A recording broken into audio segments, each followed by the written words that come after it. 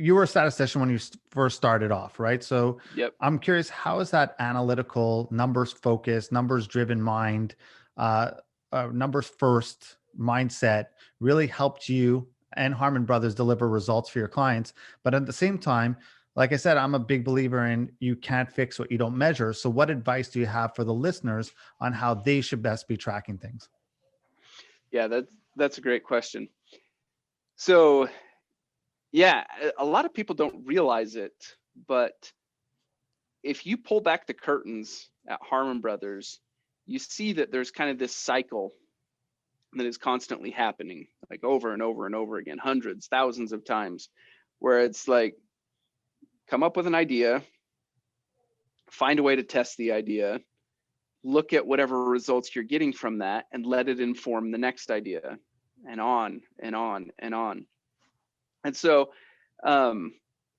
when you look at our track record and our campaigns, if you're not aware of what's happening behind the curtains, sometimes it's kind of like, and how do they do it? They keep hitting it, they keep getting all these hits, and our track record's not perfect, but it's really, really good.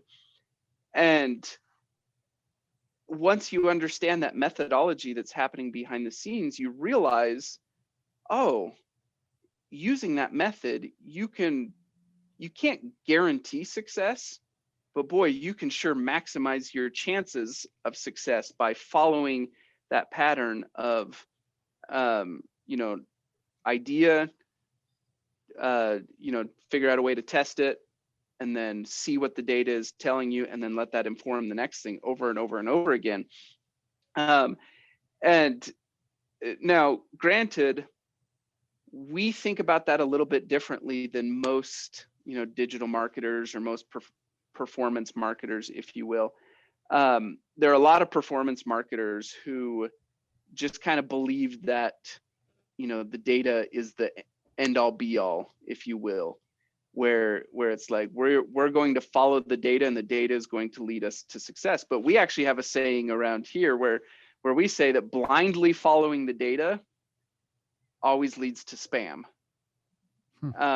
And like, you can see that manifest itself in so many ways. Like, if you see advertisers who are like resorting to things like,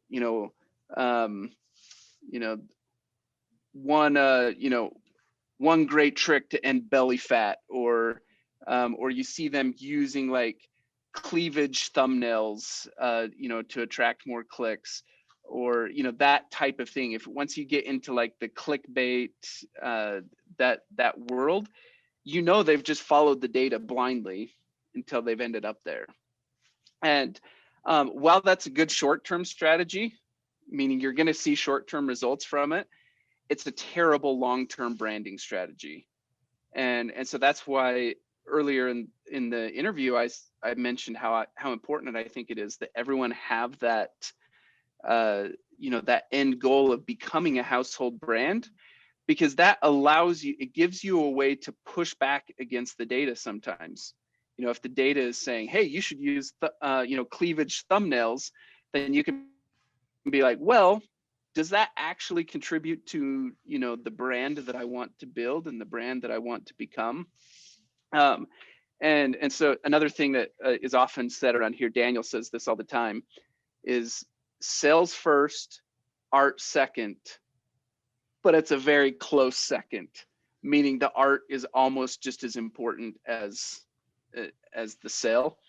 And so that's kind of the balance that we try to use. Is we're like, yes, we always need to measure, and we always need to be looking at the data, and we have that data inform our decisions and our creative process going forward. But we never just blindly follow that to the point where we end up with spam.